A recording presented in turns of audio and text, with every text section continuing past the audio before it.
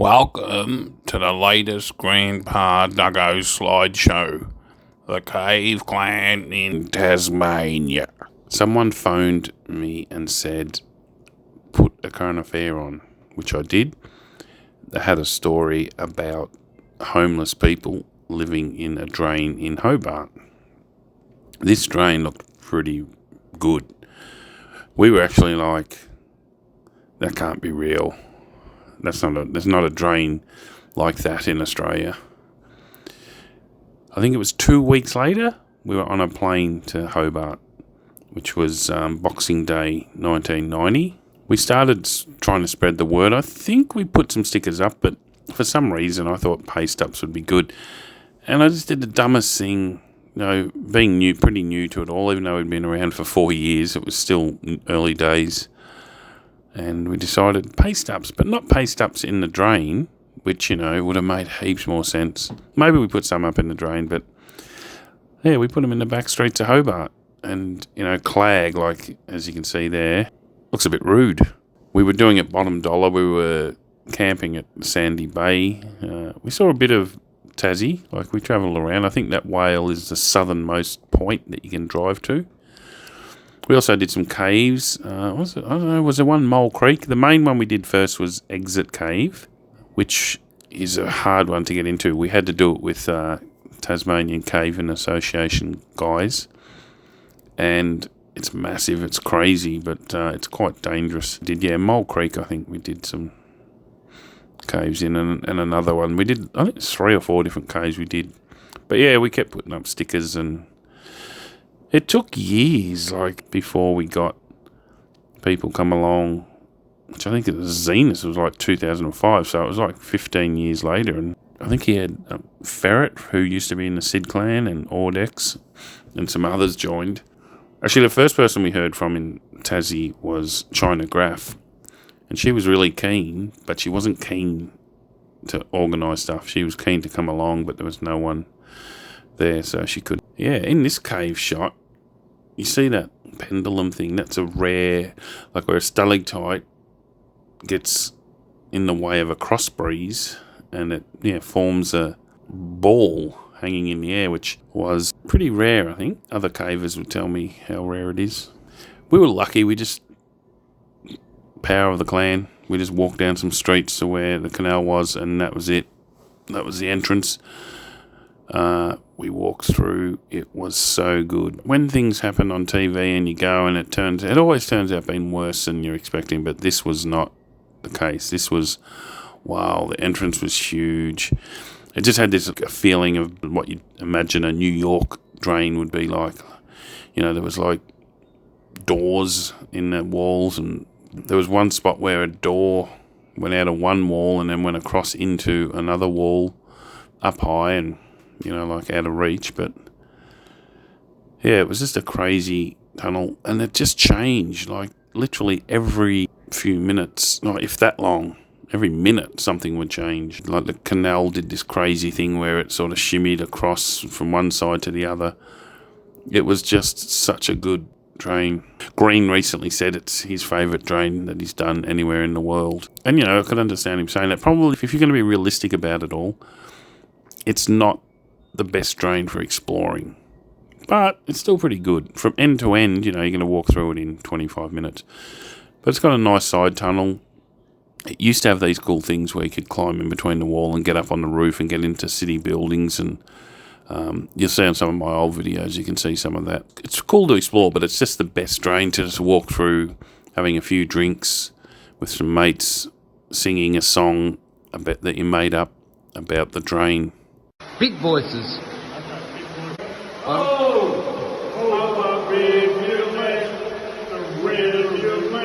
Must be strong and free.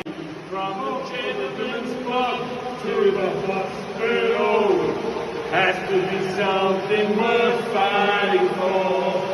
Oh, Tasmania, the Rivulet must be strong and free. From the gentleman's club to the hospital, has to be something worth fighting for. Let the pricklet flow, let the wild band free. Dougo is a fucking fiend. The grill, yeah, this section's awesome. Like the highlight, and it never used to be there. This is a shot of Bob walking towards the grill before the grill existed, and they built it later. And there's a pair of my shoes, which I think I got 6 photos over the next 3 months after hanging those shoes up. The beer pots didn't last long, but the shoes lasted, months and months. Might still be there, I don't know. And next person to go there, have a look. They're hanging off the grill in the corner. Side tunnel's pretty good. You can see here, this is pretty much Mirror and Sloth in the same spot at different times. It was also a pretty popular social spot. The Tassie clan never really took off that big, but for a little while there, Zenas had a thing going, and we'd go over and we'd have a few beers and a drain and do a few things. It was good. The problem that Tassie always had, and why we say Tassie and not Hobart, is that the whole thing, it's just small. Like, it just doesn't have the amount of tunnels and that. It has caves, and it has other types of tunnels like hydro overflow tunnels and things like that. We also did Newtown Drain, which I think we called Moona for a while. That was pretty cool. Actually, when Bob and I first did it, it was raining. It was one of those dumbass things, when it rains, no drains, but we did it anyway. You can see Bob here, like, walking through knee-deep water. It was pretty dumb. We didn't even know the drain. That was really dumb. Don't get too complacent when it rains, no drains. Yeah, another story from when I was there in early 1999 was, a lot of the time I was there was just hanging out with these bunch of feral hippie kind of types that were kind of annoying. Well, mainly just sort of staying in a squat in this tiny apartment up on Elizabeth Street, but they all gave me the shits, so I was just trying to spend as much of my time down the drain as possible, like pretty much to get away from them. But this one guy that I was hanging out with that I really sort of got along with was this guy called Seahorse. It was this totally eccentric kind of hippie guy, he used to wear a dress before it was a thing. But he was an awesome guy to hang out with, really kind of fun. We used to just get pissed and fuck around and all that kind of stuff. But anyway, he's just like, I want to get away from these people too. So we basically just sort of moved camp to down in the Darky and set up down there and just started sleeping down there. At that point, there was like an open section, sort of where the old, or where the, the McDonald's, former McDonald's air conditioning thing is at the moment. That always used to just be open. We used to have just campfires, we'd take wood down, just have campfires and just hang out down there. But then this one day, it was like this one afternoon, there was like a really big storm. And all these hippies kind of saw me and they were asking, have you seen Seahorse? Have you seen Seahorse? He went up the drain and we haven't kind of seen him, and it was all flooding and it was water pissing out of it. Everyone was super worried. I was like, fuck, I reckon he's been washed out. This is really bad. So really sort of stressed out. In the end, he turned up really wet and soaked, and he seemed sort of really shaken and shocked. And anyway, he'd gone up. So his story was he'd gone up to get his stuff and he just couldn't stand the force of the water. All his stuff got washed out. But he got washed out right through Hobart Darky, right through Domain. But when he got washed out through Domain, he was able to climb up. Luckily, he was able to climb up through the embankment. And his good quote was, I was okay, I just went straight to the pub. But this actually made front page news of the Mercury newspaper, like the local newspaper in Tasmania. So it became a pretty legendary story. We actually spent a bit of time looking for other drains. We found Rest Point, which is this one here. It was crap.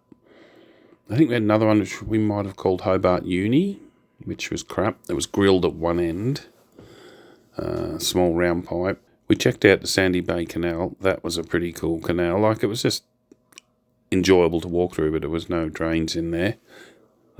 Something may have changed over the last 30 years, but yeah.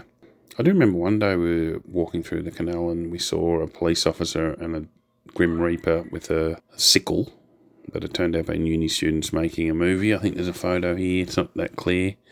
When we went back the next day, we found that they left everything there, like the sickle and the hood and all that sort of stuff. Yeah, Hobart Darky's my favourite drain in the world. Like, I've travelled around a fair bit. I've done heaps of drains around Australia, Europe. I reckon it's even better than the Third Man tunnels in Vienna. Maybe that's just because I've got sentimental value. I don't know, I've spent more time down there than I reckon in any other drain that I've done, even Maze or anything like that. I reckon the main thing is just the size of it. the unique features that you don't find any other drain, like the grill right in the mall in the CBD. The fact that it's got lights going through it, which I've never seen in any other drain. I suppose the fact that it just runs under the central business district of Hobart. And also, I suppose, just its proximity to another awesome tunnel, which is Domain. My first visit to Hobart Darkey was in early 1999, and it was my first travelling mission after finishing school. I spent like a month or so just travelling around Tassie, checking out sort of different places, national parks and everything.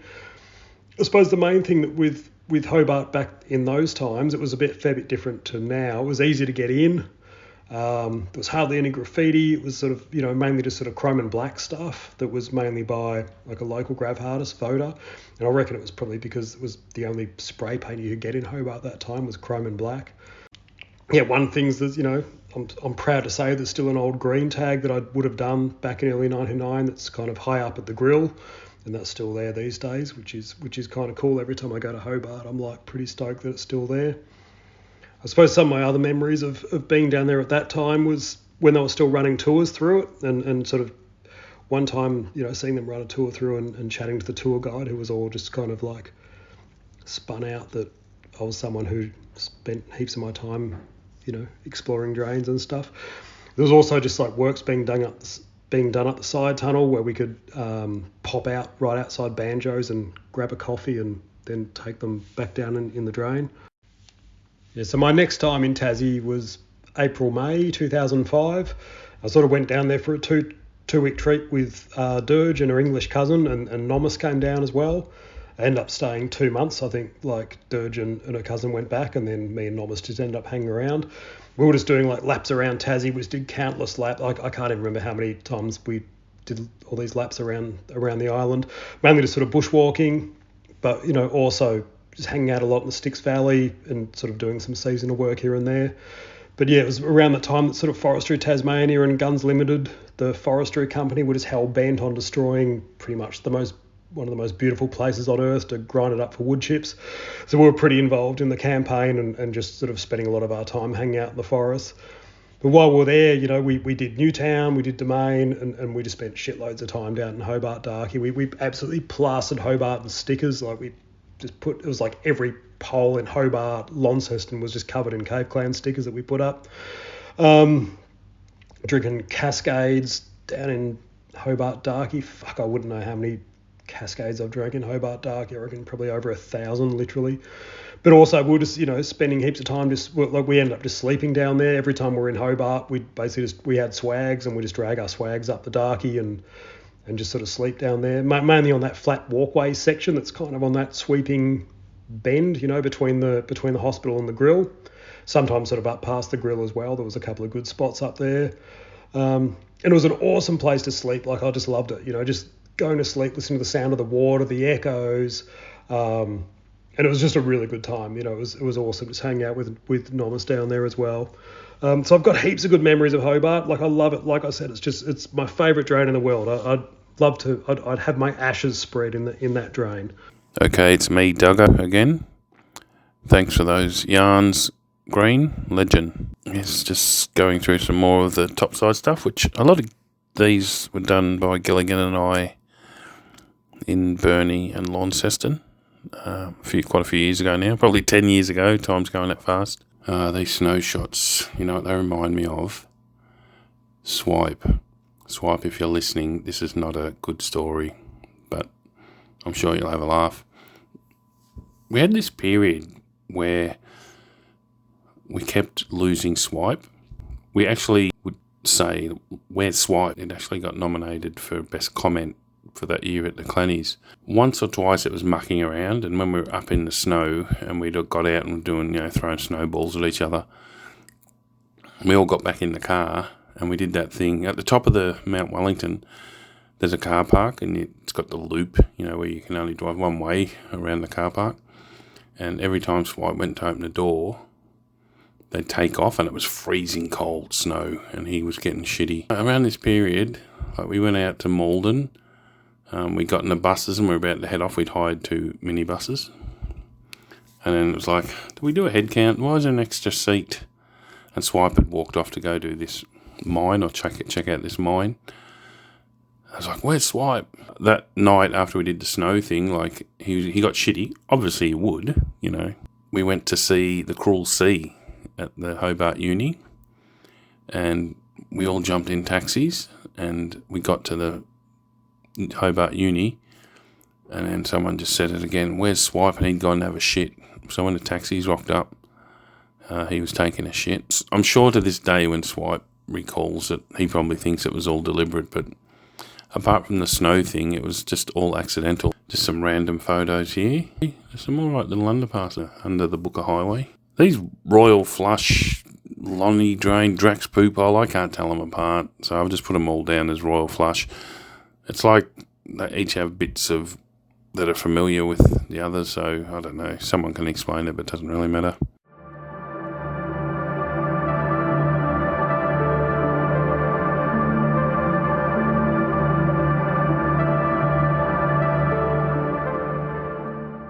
I don't even know about this photo. It just looks crazy. It's in my Tassie folder. I can't remember ever seeing it before. It's just some crazy shot. Is it a Tassie photo? This is a photo of what ended up being known as the Twin Pits. We found it on one of our first visits, and we couldn't get in because it had a padlock, and, you know, we're not locksmiths. Eventually, Zenas and a couple of the other guys got in, and it turns out being quite a nice little brick room, like some kind of reservoir retailing basin type thing. So we struck out big time there. Made fun of, we were, by our Tasmanian cousins. I took this photo looking up the hill to Gilligan. I'm at Lonnie Airport, and he's waving goodbye. Speaking of goodbye, thanks for watching. Next week it's a bit of a mixture. I think it's Perth, Canberra, and Darwin if all goes to plan. Yeah, thanks for watching. We checked out the Sandy Bay Canal, which was a really cool canal. That's Ivy in the background. Start again.